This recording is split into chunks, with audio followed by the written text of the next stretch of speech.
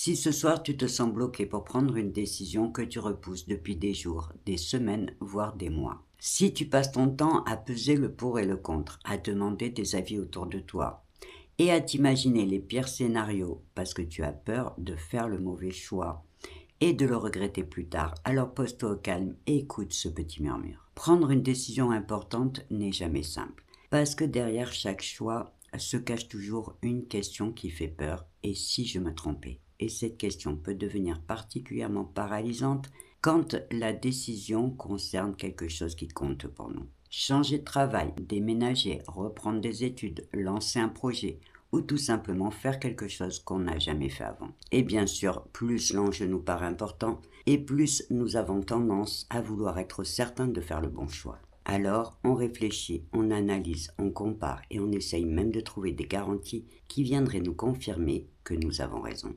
Sauf que la plupart du temps, on ne peut jamais avoir cette certitude absolue. La réalité, c'est que pendant qu'on attend d'être sûr à 100%, la vie continue d'avancer et les opportunités ne nous attendent pas. Du point de vue neuroscientifique, cette difficulté à prendre des décisions difficiles est tout à fait normale et s'explique simplement par le fait que notre petit cerveau est toujours à la recherche de sécurité et de stabilité. Son premier objectif n'étant pas de nous rendre heureux, accomplis ou épanouis, mais bien d'assurer notre survie. Et pour lui, tout ce qui est nouveau, inconnu ou imprévisible représente potentiellement un risque ou un danger. Donc, lorsqu'une décision importante se présente à nous, différentes régions de notre petit cerveau se mettent à analyser la situation pour anticiper les conséquences possibles de notre choix afin d'évaluer les risques auxquels nous pourrions nous exposer. Et le problème, c'est que pour le faire, notre petit cerveau utilise ce qu'on appelle le biais de négativité. Autrement dit, il va toujours accorder plus d'importance aux risques potentiels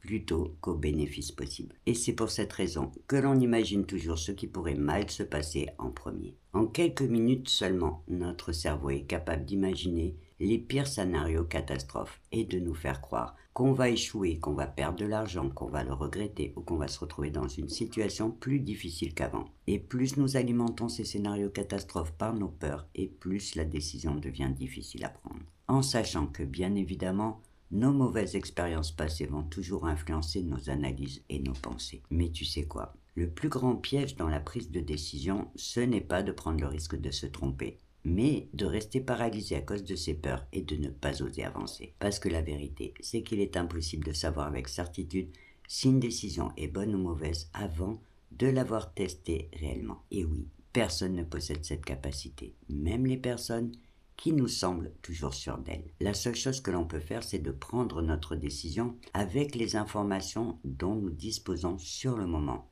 pour passer à l'action et enfin découvrir ce que cette décision va produire sur notre vie. Regarde ton propre parcours et tu t'apercevras sûrement que certaines décisions que tu pensais mauvaises, au final, t'ont amené de belles surprises dans ta vie.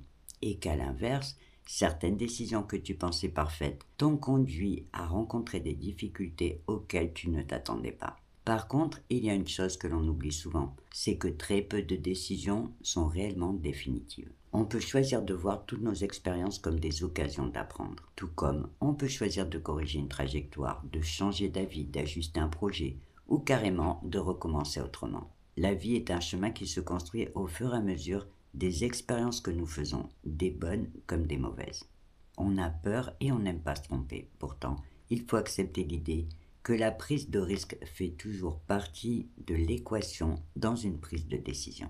Et même si c'est difficile à admettre, il faut aussi garder à l'esprit que nos échecs nous en apprennent toujours plus que nos réussites. Alors ce soir, plutôt que de chercher à être certain que tu vas prendre la bonne décision pour réussir, essaye plutôt de te poser cette question toute simple.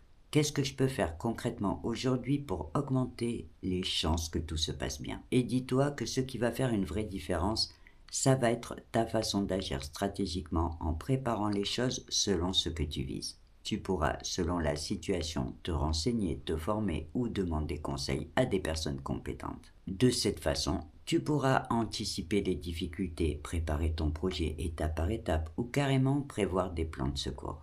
Ça ne supprimera jamais totalement les risques. Par contre, ça te permettra de mettre en place des actions concrètes et surtout d'envoyer un petit message clair à ton cerveau pour lui dire que tu maîtrises la situation et qu'il peut donc relâcher la pression.